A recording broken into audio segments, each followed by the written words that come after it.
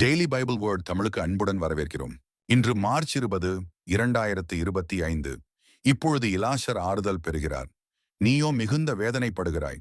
லூக்கா எழுதிய நற்செய்தியிலிருந்து வாசகம். அதிகாரம் 16. இறை வார்த்தைகள் 19 முதல் 31 வரை.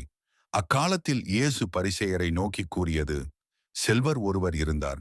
அவர் விலையுயர்ந்த மெல்லிய செந்நிற ஆடை அணிந்து நாள்தோறும் விருந்துண்டு இன்புற்றிருந்தார். இலாசர் என்னும் பெயர் கொண்ட ஏழை ஒருவரும் இருந்தார். அவர் உடல் முழுவதும் புண்ணாயிருந்தது. அவர் அச்செல்வருடைய வீட்டு வாயில் அருகே கிடந்தார். அவர் செல்வருடைய மேசையிலிருந்து விழும் துண்டுகளால் தம் பசியாற்ற விரும்பினார். நாய்கள் வந்து அவர் புண்களை நக்கும். அந்த ஏழை இறந்தார். வானதூதர்கள் அவரை ஆபிரகாமின் மடியில் கொண்டு போய் சேர்த்தார்கள். செல்வரும் இறந்தார். அவர் அடக்கம் செய்யப்பட்டார். அவர் பாதாளத்தில் வதைக்கப்பட்ட போது அண்ணாந்து பார்த்து தொலையில் ஆபிரகாமையும் அவரது மடியில் இலாசரையும் கண்டார். அவர், தந்தை ஆபிரகாமே, எனக்கு இரங்கும்.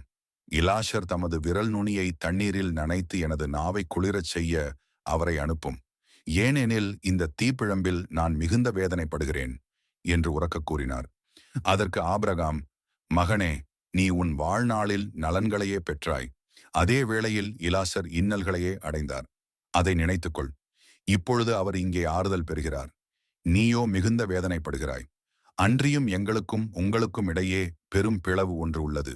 ஆகையால் இங்கிருந்து ஒருவர் உங்களிடம் வர விரும்பினாலும் கடந்து வர இயலாது. அங்கிருந்து நீங்கள் எங்களிடம் கடந்து வரவும் இயலாது என்றார். அவர், அப்படியானால் தந்தையே, அவரை என் தந்தை வீட்டுக்கு அனுப்புமாறு உம்மிடம் வேண்டுகிறேன். எனக்கு 5 சகோதரர்கள் உண்டு. அவர்களும் வேதனை மிகுந்த இந்த இடத்திற்கு வராதவாறு அவர் அவர்களை எச்சரிக்கலாமே என்றார். அதற்கு ஆபிரகாம், மோசேயும் இறைவாக்கினர்களும் அவர்களுக்கு உண்டு. அவர்களுக்கு செவிசாய்க்கட்டும் என்றார். அவர், அப்படியல்ல தந்தை ஆபிரகாமே, இறந்த ஒருவர் அவர்களிடம் போனால் அவர்கள் மனம் மாறுவார்கள் என்றார்.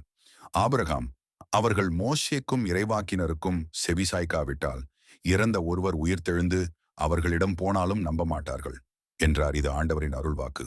இறைவா, உமக்கு நன்றி. தினசரி நற்செய்தி வார்த்தைகளுக்கு daily Bible words Tamil channel subscribe பண்ணுங்க. இந்த வீடியோவை லைக் செய்யவும், ஆமேன் என்ற வார்த்தையை பதிவு செய்யவும் மற்றும் உங்கள் நண்பர்கள் மற்றும் குடும்பத்தினருடன் பகிர்ந்து கொள்ளுங்கள். கடவுள் உங்களை ஆசீர்வதிப்பாராக. ஆமேன்.